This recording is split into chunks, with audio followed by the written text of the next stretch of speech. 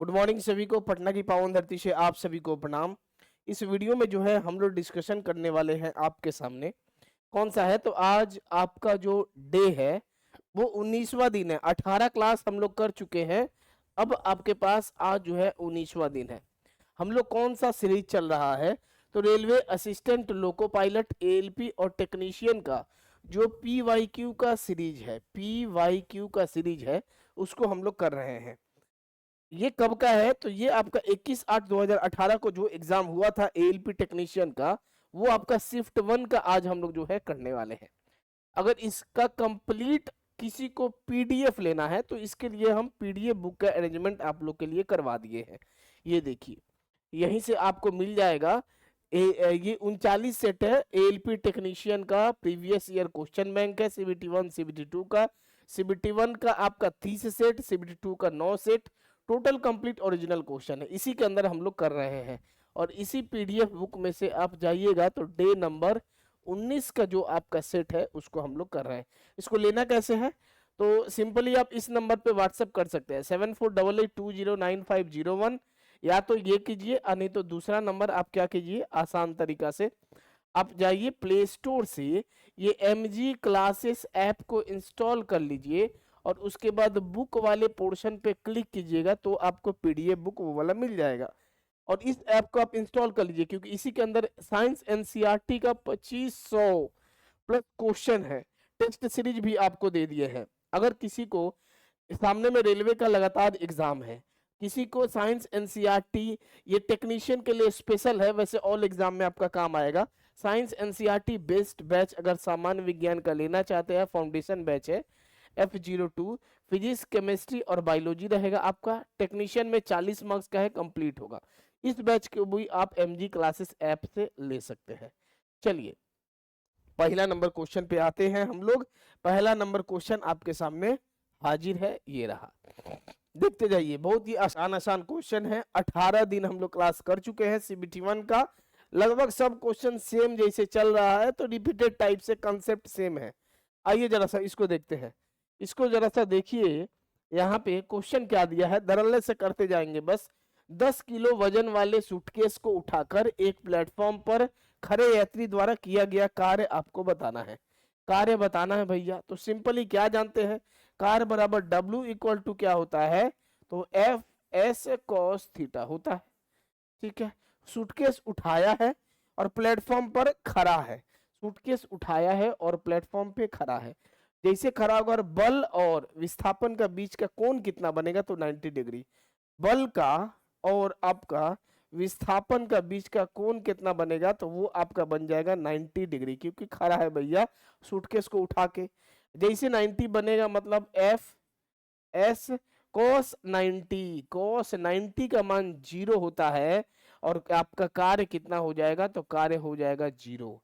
क्योंकि cos 90 का मान कितना होता है, दिमाग में रखिए आप लोग, cos 90 का मान होता है आपका 0। यहां से स्पष्ट हो गया, बहुत ही आसान क्वेश्चन था।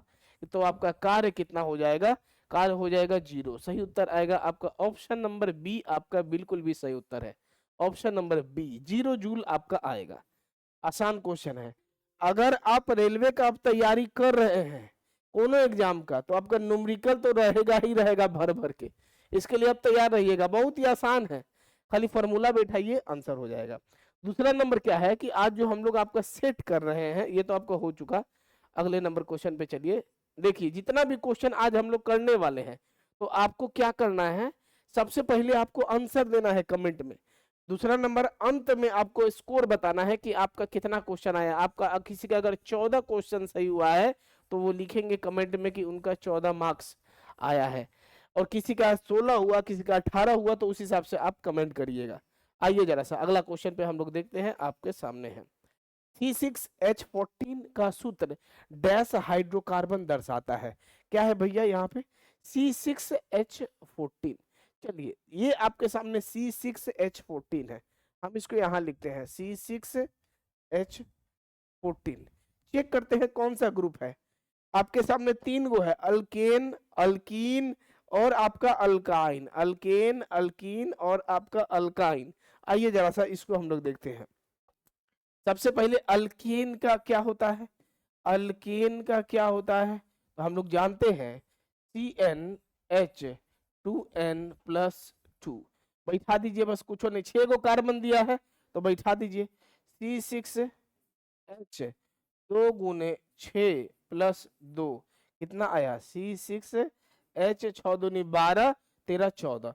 तो ये तो आपका स्पष्ट हो गया कि ये कौन सा समूह के अंतर्गत में आ जाएगा, ये आपका अल्केन में आएगा। और कार्बन 6 है, तो methane, ethane, propane, butane, pentane, hexane. Hexane कहाँ दिया है, हेक्सेन, ऑप्शन नंबर बी आपका सही उत्तर है। ये किसका फॉर्मूला है, तो ये आपका क्या हो गया, हेक्सेन है। ये आपका किसका फॉर्मूला है, तो ये आपका हेक्सेन है, क्योंकि कार्बन आपका 6 है और ये कौन से ग्रुप के अंतर्गत में है, अल्केन के समूह के अंतर्गत में है। तो आपका क्या हो जाएगा, हेक्सेन आपका सही उत्तर आएगा, ऑप्शन नंबर बी आपका सही उत्तर है। उसके बाद हेक्सीन, ये किसके अंदर है, तो ये आपका जो है अल्कीन के है। हेक्सीन है तो अल्कीन के अंदर। तो आपको क्या करना है भैया, इसका क्या है सूत्र, CnH2n, बस इतना ही ध्यान रखिए।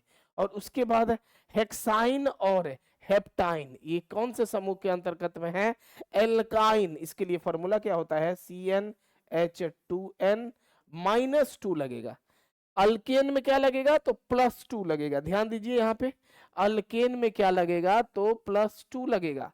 और अल्काइन में आपके क्या लगेगा, तो माइनस आपका लग जाएगा -2।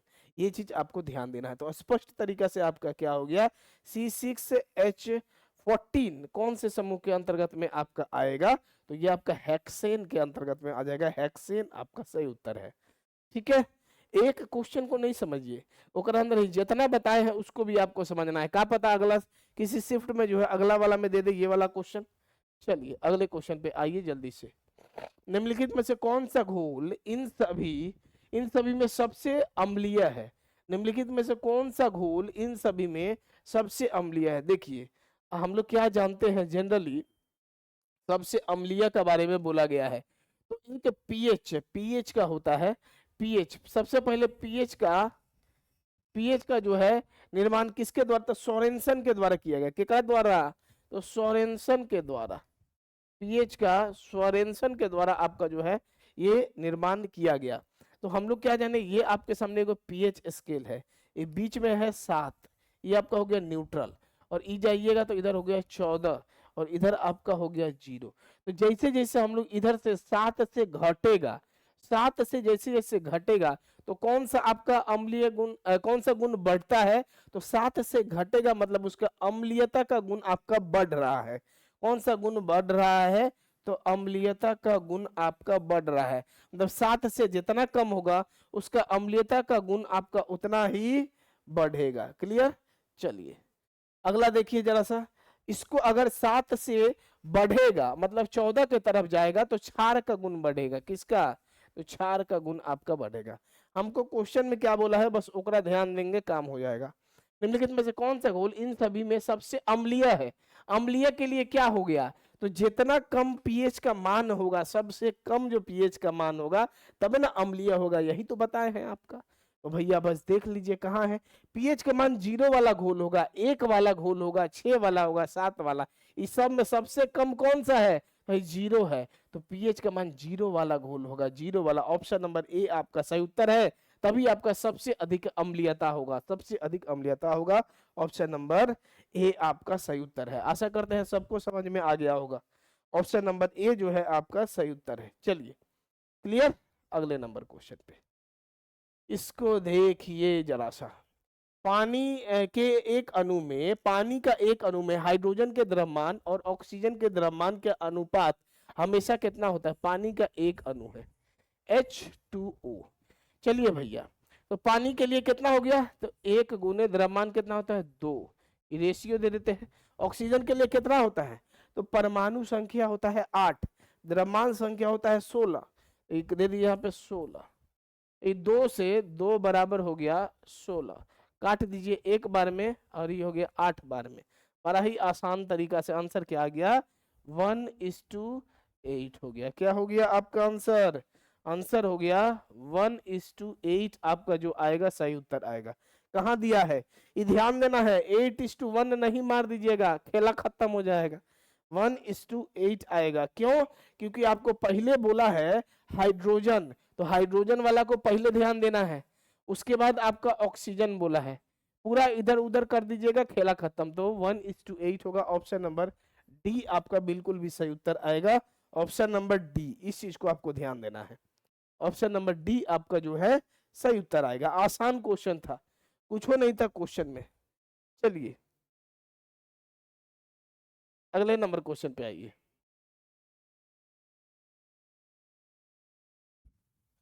क्वेश्चन देखिए क्या दिया है। क्वेश्चन भैया क्या दिया है, किस प्रकार के प्रजनन में अधिक विविधता होती है? अधिक विविधता आपका किसमें होता है? अधिक विविधता आपका किसमें होता है? तो वो होता है आपका सेक्सुअल रिप्रोडक्शन में। सेक्सुअल सेक्सुअल रिप्रोडक्शन में होता है। लैंगिक प्रजनन में आपका अधिक विविधता होता है। लैंगिक में आपका अधिक प्रजनन, जिसमें लैंगिक, ऑप्शन नंबर डी आपका सही उत्तर आएगा। लैंगिक प्रजनन में क्या होता है, जरा सा ध्यान दीजिए। लैंगिक प्रजनन में आपका जो है क्या होता है, हेलो कर रहे हैं, थोड़ा देर बाद क्लास ले रहे हैं।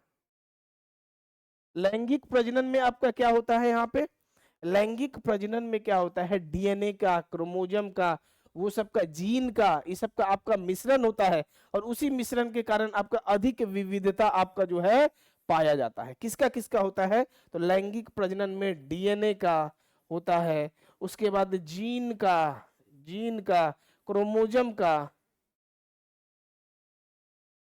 का इस तरह का मिश्रण होता है, और इस मिश्रण के कारण ही आपका क्या होता है, अधिक विविधता जो आपका पाया जाता है। क्लियर? चलिए अगले नंबर क्वेश्चन। पानी के द्वारा ऊपर की तरफ लगाया गया बल क्या कहलाता है? भैया देखिए, पानी के तरफ पानी के द्वारा ऊपर के तरफ लगाया गया बल क्या कहलाता है? भाई क्या हो गया आपका, पानी है। ये क्या हो गया आपका, पानी है। भाई एकरा बीच में है क्या है, तो एकरा बीच में है एगो वस्तु है, एक वस्तु है, ऊपर के तरफ बल लगता है। इस बल को क्या कहा जाता है? तो इसी को आपका क्या कहा जाता है? तो इसको कहा जाता है उत्प्लावन बल। उत्प्लावक बल या फिर उत्प्लावन बल भी कहा जाता है, उत्प्लावन बल कहा जाता है। ई बल क्या होता है? ऑप्शन नंबर सी आपका सही उत्तर आएगा। अरे नहीं होगा, ये सिंपल ही। क्या कीजिए कि एक बाल्टी पानी ले लीजिए, और बाल्टिया में एगो गिलास ले, गिलासवा को क्या कीजिए, नीचे में है प्रेशर डालिए, और जैसे डालिएगा, जैसे उत्प्लावन क्या होगा, ऊपर की तरफ आपको फोर्स मिलेगा, उसी बल को उत्प्लावन बल कहते हैं। नहीं तो कहियो गंगा जी नहाने जाइएगा, पटना में एनआईटी घाट में ढेर गोरा जाते हैं, इसे जाइएगा नहीं। यहाँ पे भी जब जाइएगा कभी करते, या फिर कहीं भी जाइए, नदी पोखरा कहीं भी, उसमें आप क्या कीजिएगा, जो डिब्बा उब्बा या कुछ लेके जाते हैं, कुछ सामान नीचे की तरफ रखिएगा, नीचे से ऊपर की तरफ आपका फोर्स मारेगा, उसी को उत्प्लावन बल कहते हैं। सामान जो भी रखिएगा, वस्तु ऊपर की तरफ, जैसे बायन फोर्स होता है उत्प्लावन बल में, वस्तु का भार में कमी आ जाता है। क्या है ये आपको ध्यान रखना है, वस्तु का भार में कमी आ जाएगा, तब भी ना ऊपर की तरफ आ जाएगा। तो उत्प्लावन बल में वस्तु की भार में क्या हो जाती है, कमी आ जाती है। अगले नंबर क्वेश्चन, अगर किसी चालक की प्रतिरोध, क्या दिया है क्वेश्चन को देखिए, अगर किसी चालक की प्रतिरोध आधा कर दिया जाए तो इसका उसमें प्रभाव, बहुत ही आसान क्वेश्चन है। इसको आधा कर दिए हैं, देखिए प्रतिरोध, चालक की प्रतिरोध को आधा कर दिया जाए, प्रतिरोध को आधा कर दिया है, प्रतिरोध को आधा कर दिया है। फॉर्मूला क्या होता है, H = I² RT, ये होता है भैया फॉर्मूला। चलिए प्रतिरोध को आधा कर देते हैं, मतलब R' बराबर क्या हो जाएगा, R/2 हो जाएगा। ठीक है, R' बराबर क्या हो जाएगा, R/2 हो जाएगा। उसके बाद देखिए इस फॉर्मूला को बस आपको याद रखना, H' बराबर क्या हो जाएगा, H' I²R, प्रतिरोध को आधा कर दिया, R/2 गुने T हो गया। तो यहां से आपका क्या आ गया, H' बराबर क्या हो जाएगा, तो हाफ, और I² RT हो गया। और ये I² RT क्या होता है, तो हम लोग I² RT तो पढ़वे किए हैं, ये क्या होता है, H होता है। तो बस आप यहाँ पे बैठा दीजिए, क्या हो गया, H' बराबर क्या हो जाएगा, तो H और बटे में 2 हो जाएगा, मतलब आधा हो गया आपका उष्मा का, क्या हो जाता है, आधा हो जाता है। आपका आंसर आया, तो क्या हो जाएगा, आधा हो। ऑप्शन नंबर बी आपका सही उत्तर है। बस इस फॉर्मूला को बैठाइए, ये फॉर्मूला जानते हैं, आपको कंडीशन दे दिया ये वाला कि आपका प्रतिरोध आधा हो रहा है, आंसर कीजिए, सॉल्व कीजिएगा, आ जाएगा, कुछ नहीं है इसमें। क्लियर? अगले नंबर क्वेश्चन पे चलिए, अगले नंबर हम लोग क्वेश्चन पे हम लोग चलते हैं, ठीक है। अगले नंबर क्वेश्चन, अंकुश जी अगले नंबर क्वेश्चन पे आइए, चलिए नेक्स्ट देखते हैं अगला नंबर। जब 21 न्यूटन के एक बल को 3 किलोग्राम द्रव्यमान वाली वस्तु पर लगाया जाता है तो उत्पन्न त्वरण कितना होगा? बहुत ही आसान क्वेश्चन है, देखिए क्या दिया है, बहुत ही आसान क्वेश्चन है। 21 न्यूटन का बल है, देखिए जो जो दिया हम लिख देते हैं। बल आपका दिया है कितना, तो 21 न्यूटन दे दिया। बल को 3 किलोग्राम द्रव्यमान वाले, 3 केजी द्रव्यमान वाले वस्तु के साथ, तो आपका द्रव्यमान का मान कितना दिया है, m इक्वल टू कितना दे दिया, तो 3 केजी दे दिया। तो लगाए तो उत्पन्न त्वरण कितना होगा? फॉर्मूला आप क्या जानते हैं, बहुत ही आसान है। F इक्वल टू क्या हो जाएगा, तो m गुने a हो जाएगा। और त्वरण निकालना है a equal to f by m। कुछ क्वेश्चन में बचा है 21/3 बच्चा वाला क्वेश्चन है, लेकिन एग्जाम में आपका आया हुआ है 3-7 बार में। क्या हो जाएगा, 7 मीटर प्रति सेकंड स्क्वायर। देखिए इस सब जानता है कि 7 मीटर प्रति सेकंड स्क्वायर आपका क्या आएगा, त्वरण आएगा, लेकिन एहू में सब गलती कर देता है। काहे? काहे कि 7 तो सबका आंसर आ जाएगा, और त्वरण आपको निकालना है। देखिए त्वरण निकालना है, लेकिन सब क्या करेगा, मार देगा दूसरा दूसरा आंसर, एने मने का ज्यादा दिमाग लगा के, तो गड़बड़ हो जाएगा। तो देखिए आपको ध्यान देना है, यूनिट आपका कितना आ जाएगा, 7 मीटर प्रति metre second square. Option number C, ध्यान देना, ऑप्शन नंबर सी, इन्हें उन्हें कुछ नहीं करना है। ऑप्शन नंबर सी, इन्हें कि मीटर में दिया था किलोमीटर में बदलने लगिएगा, किलोमीटर में बदलने है ना, उन्हें कीजिएगा कि सब 0 पॉइंट में आ जाएगा, सब साथे के साथ है, इसको आपको कंफ्यूजन नहीं करना है। क्लियर? अगले नंबर क्वेश्चन पे हम लोग चले, इसको आप उतार लीजिए जल्दी से, इसको आप जल्दी से उतार लीजिए। अगला नंबर क्वेश्चन पे चलते हैं,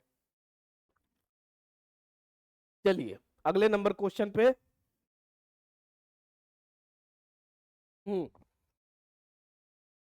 अगला नंबर क्या दिया है, मानव मस्तिष्क में ध्वनि की अनुगूर्ज कितनी देर तक कायम रहती है? मानव मस्तिष्क में ध्वनि की अनुगूर्ज कितनी देर तक कायम रहती है? तो भैया सुनने के लिए प्रतिध्वनि के लिए कितना रहता है, ध्यान दीजिए, प्रतिध्वनि के लिए, प्रतिध्वनि के लिए कितना देर तक समय कायम रहता है, 1/10 सेकंड। इसी को आपको कहीं कहीं दिखाई देगा 0.1 सेकंड। सुनने के लिए कितना देर, 1/10 सेकंड। ऑप्शन नंबर सी आपका सही उत्तर है, 0.1 सेकंड आपको दिखाई देगा, या फिर 1/10 सेकंड आपको दिखाई देगा। आसान क्वेश्चन था। पौधे का नर प्रजनन अंग कौन सा है? देखिए पौधे का, इसका आंसर सबका आंसर आना चाहिए। पौधे का नर प्रजनन जो है आपका कौन सा है? तो हम लोग क्या जानते हैं, पौधे में आपका दूगो है, एगो नर, एक आपके सामने ये क्या होगा, स्टेमन, ये आपका क्या हो गया, पुंकेसर। नर प्रजनन के बारे में बोला है तो स्टेमन हो जाएगा, पुंकेसर हो जाएगा। लेकिन अगर मादा प्रजनन बोल देता तो क्या होता, पिस्टल हो जाता आपका। तो क्या हो जाता भैया, आपका मादा प्रजनन अंग आपका क्या हो जाता, पिस्टल हो जाता। ठीक है, चलिए अगले नंबर क्वेश्चन पे चलिए, अगले नंबर क्वेश्चन पे चलिए। अत्यधिक प्रतिरोध वाले चालक को क्या कहा जाता है, बताइए जल्दी से। अत्यधिक के, देखिए ये क्वेश्चन को हम लोग बहुत बार किए हैं, हर सेट में आता है, और आपको अब दिमागों में छप गया होगा। अत्यधिक के, अत्यधिक प्रतिरोध वाले चालक को क्या कहा जाता है? देखिए नाम ही से बोल दिया कि अत्यधिक प्रतिरोध वाले चालक, अगर अधिक प्रतिरोध वाले चालक को क्या कहा जाता है, तो उसको प्रतिरोधक कहा जाता है। प्रतिरोधक, प्रतिरोधक आपका जो है कहा जाता है। ऑप्शन नंबर सी आपका सही उत्तर आएगा। अत्यधिक, जैसे जैसे अत्यधिक, जितना अधिक प्रतिरोध होगा उसमें विद्युत धारा का मान आपका उसमें कमी आएगा। अगर प्रतिरोध अगर आपका अधिक होगा, ध्यान दीजिए, प्रतिरोध क्यों होता है, आर इज इनवर्सली प्रोपोर्शनल होता है, किसके लिए, तो करंट का। तो प्रतिरोध का मान जितना बढ़ेगा, जितना बढ़ेगा विद्युत धारा का मान उतना ही अधिक तेजी से घटेगा। ये आपको ध्यान देना है, प्रतिरोध का उल्टा होता है भैया विद्युत धारा। ठीक है, अगले नंबर, अरे कैसे समझिए, आसानी से समझिएगा। ये जो इंसुलेटर का उपयोग भी किया जाता है, काहेला, तो विद्युत धारा को रोकने के लिए। विद्युत धारा को रोकने के लिए, जो देखेंगे केबल उबल में लगा रहता है। इसको देखिए, ये हो गया। निम्नलिखित धातुओं में से कौन सी धातु आयरन क्लोराइड से लोहे के विस्थापन करता है? देखिए कौन सा धातु आयरन क्लोराइड से, तो जरा सा देखिए हम लोग आयरन क्लोराइड से, तो iron chloride I2 ICl2 FeCl2 FeCl2 कौन सा, तो कौन करेगा भैया, इसको जरा सा समझिएगा। इसमें सबसे अधिक क्रियाशील कौन सा है? तो पोटेशियम, सोडियम, कैल्शियम, मैग्नीशियम, ऐसे करके है। तो हमको किसका बोला? आयरन को। तो यहाँ पे आ जाते हैं, सबसे पहले आयरन है कहाँ? यहाँ पे आयरन है, देखिए। तो सबसे अधिक जो क्रियाशील होगा तो सबसे पहले वो विस्थापित करेगा। लेकिन भैया क्वेश्चन के अकॉर्डिंग में देखिए, पोटेशियम, सोडियम, कैल्शियम, मैग्नीशियम नहीं दिया है। सीसा, टीन, चांदी, जस्ता दिया है, और जस्ता आपका यहाँ पे है, जस्ता आपका यहाँ पे है। तो कौन करेगा? जो सबसे अधिक क्रियाशील होगा वो करता है। लेकिन इस क्वेश्चन के अकॉर्डिंग क्या होगा? जस्ता आपका आंसर आएगा, क्योंकि FeCl2 को जब जस्ता के साथ, Zn के साथ अगर मिलाते हैं तो क्या बनेगा? ZnCl2 plus Fe। तो आपके सामने आंसर क्या आ गया? जस्ता आपका आएगा। ऑप्शन नंबर डी आपका सही उत्तर है। ऑप्शन नंबर डी आपका सही उत्तर है। और अगर आप इस इक्वेशन को जानते हैं तो फिर आपको उतना दिमागों नहीं लगाना है। FeCl2 में जस्ता मिलाइएगा, ZnCl2 आ जाएगा। जस्ता आपके दिमाग में आंसर रहेगा, कर दीजिएगा। चलिए अगले नंबर क्वेश्चन पे चले हम लोग। चला, एक बहुकोशकीय है, या कौन सा है? देखिए बहुकोशकीय है। तो सबसे पहले तो आप जान लीजिए इस साइनोबैक्टीरिया क्या है? तो एक कोशकीय है। क्या हो गया? एक कोशकीय है। साइनोबैक्टीरिया एक कोशकीय है। ये कौन सा है? तो इसी को ब्लू ग्रीन एल्गी भी कहा जाता है। Blue green algae. साइनोबैक्टीरिया क्या है? एक कोशकीय है। क्वेश्चन में पूछा है कि बहुकोशकीय कौन सा है, तो साइनोबैक्टीरिया एक कोशकीय है। ई क्या है? सबसे छोटी कोशिका है आपका माइकोप्लाज्मा। ई आपका पैरामेशियम भी क्या है? तो पैरामेशियम भी आपका एक कोशिकीय है। पैरामेशियम आपका क्या है? तो पैरामेशियम भी आपका एक कोशिकीय है। भैया ये पैरामेशियम कौन सा जीव? यूकेरियोटिक जीव के अंतर्गत में आपका आ जाएगा, लेकिन पैरामेशियम भी एक कोशिकीय है। बहुकोशिकीय कौन सा है? एगोरिकस आपका बहुकोशिकीय है। ऑप्शन नंबर ए आपका सही उत्तर आएगा। ये बाकी नीचे वाला साइनोबैक्टीरिया, पैरामेशियम, ये सब आपका एक कोशिकीय है। क्लियर? चलिए, यूरेनियम के क्या है? आइसोटोप के उपयोग की पहचान करें। यूरेनियम का करना है भैया। तो देखिए परमाणु रिएक्टर के ईंधन में किसका? यूरेनियम का। कौन सा यूरेनियम का? तो यूरेनियम 92 235 का आपका जो है परमाणु रिएक्टर के ईंधन में प्रयोग में लाया जाता है। क्लियर? तो यूरेनियम के आइसोटोप का उपयोग कहाँ किया जाता है? तो परमाणु रिएक्टर के ईंधन में। तो इतना तो पहला नंबर तो क्लियर हो गया। परमाणु रिएक्टर के आपका ईंधन में आपका जो है होता है। कर्क रोग का उपचार के लिए किसका? तो कोबाल्ट 60। कर्क रोग का उपचार के लिए तो कोबाल्ट 60 का यूज जो है किया जाता है। घेंगे रोग के लिए तो आयोडीन 131, आयोडीन 131 का किया जाता है घेंगे रोग के लिए। ठीक है? क्लियर? चलिए अगले नंबर क्वेश्चन पे हम लोग जो है चलते हैं। अच्छा, आपके मन में ये आएगा सर हवाई जहाज का बताइए। हवाई जहाज में ईंधन के रूप में किसका? तो गैसोलीन का आपका किया जाता है। हवाई जहाज के ईंधन में यहाँ पे गैसोलीन का प्रयोग किया जाता है। गैसोलीन का प्रयोग जो है आपका किया जाता है। ठीक है? इतना आपको याद रखना है। क्या दिया है ये? अच्छा, पार्थेनोकॉर्पी को किसके रूप में परिभाषित किया गया है? भैया किसके रूप में परिभाषित? इस वर्ड को आपका पार्थेनोकॉर्पी को किसके रूप में परिभाषित किया गया है? तो निषेचन के बिना फलों का विकास, मतलब बिना निषेचन का फल का आपका उत्पादन होगा। पार्थेनोकॉर्पी का परिभाषित किया गया, निषेचन के बिना फलों का विकास या फलों का उत्पादन। Option number D. इसमें क्या होता है? बीज भी नहीं होता है। बीज जो होता है, बीज भी आपका इसके अंदर नहीं होता है। बीज भी क्या होता है? नहीं होता है इसके अंदर। ठीक है? मतलब बिना फर्टिलाइजेशन का, बिना निषेचन का फलों का उत्पादन होता है पार्थेनोकार्पी में। ठीक है, बीज भी आपका इसमें नहीं होता है। किसी एक सेल में संयोजित किए जाने वाले सकने वाले इलेक्ट्रॉन की अधिकतम संख्या। देखिए भैया बहुत ही आसान क्वेश्चन है, हम लोग क्या जानते नहीं है, कल ही क्वेश्चन किए थे कि किसी भी कक्षा में इलेक्ट्रॉन की संख्या निकालने के लिए फॉर्मूला क्या होता है, तो 2n²। क्या होता है, 2n²। कहाँ दिया है, ऑप्शन नंबर ए आपका सही उत्तर है 2n²। बहुत बार किए हैं 2n²। के सेल एल एम एन, किसी भी कक्षा को निकालने के लिए के हो गया, एल हो गया, एम हो गया, एन हो गया। के के लिए एन का मान लेंगे 1, वैसे ही आगे जैसे जैसे बढ़ते जाइएगा एन का मान लीजिएगा फिर 2, फिर एन का मान 3, एन का मान 4। वैसे ही आपको हम लोग कल जो किए थे पिछला वाला 18वां नंबर क्लास में, तो यहाँ से भी आपका एगो क्वेश्चन न्यूमेरिकल का तौर पे रहता है। 2n² आपका आंसर आएगा। फास्फोरस के एक परमाणु में कितने संयोजी इलेक्ट्रॉन होते हैं, बहुत ही आसान क्वेश्चन है लेकिन कंसेप्चुअल क्वेश्चन है।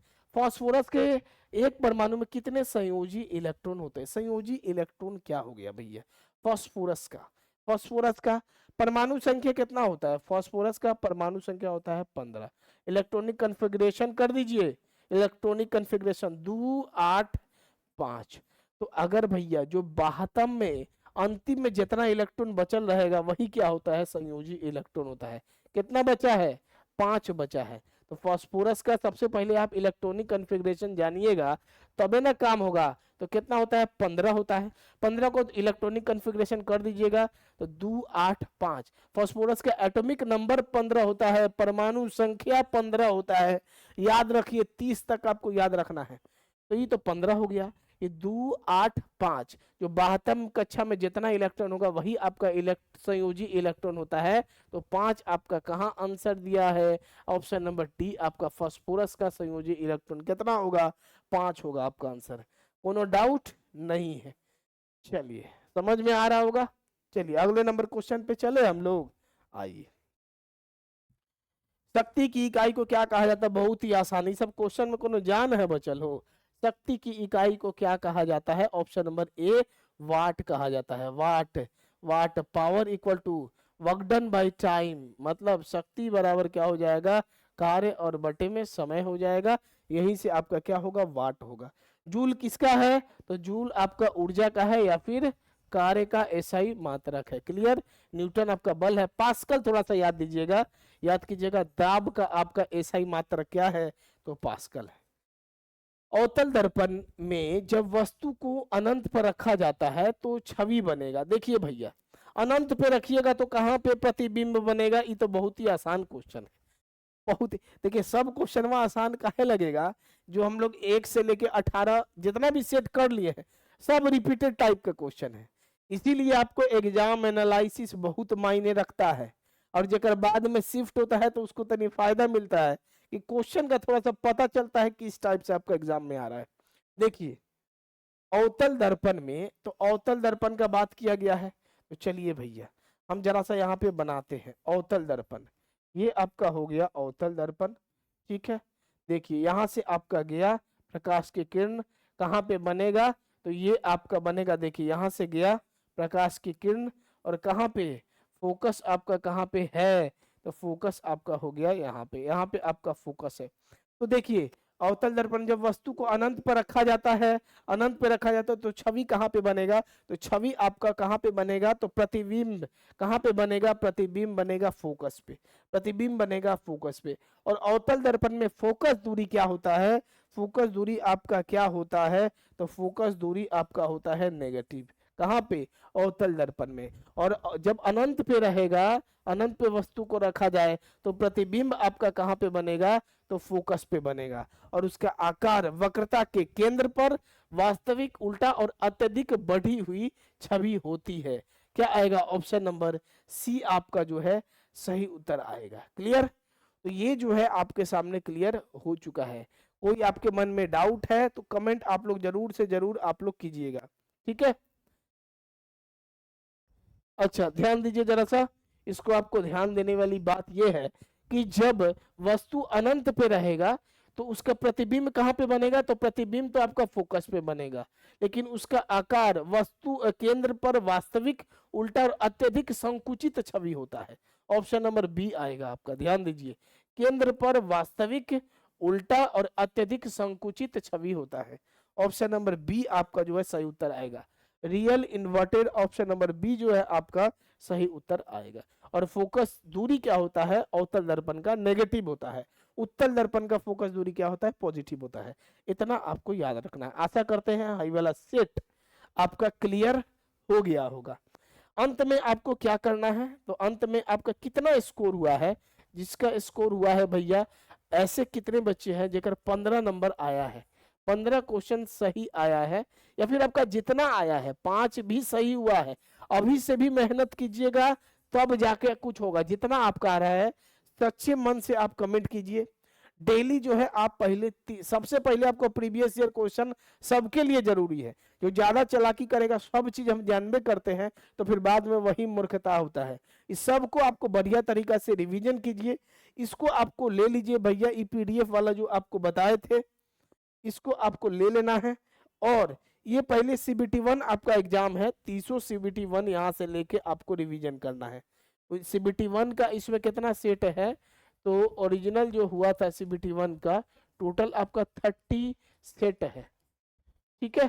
हम लोग 19 कर चुके हैं, अगला 20 नंबर आएगा, तो इसको आप लोग ले लीजिए, ठीक है। और लेके सबसे पहले कोई भी एग्जाम को निकालने का पहला मूल मंत्र यही है कि प्रीवियस ईयर क्वेश्चन कैसा है उसको आपको रिवीजन करना है।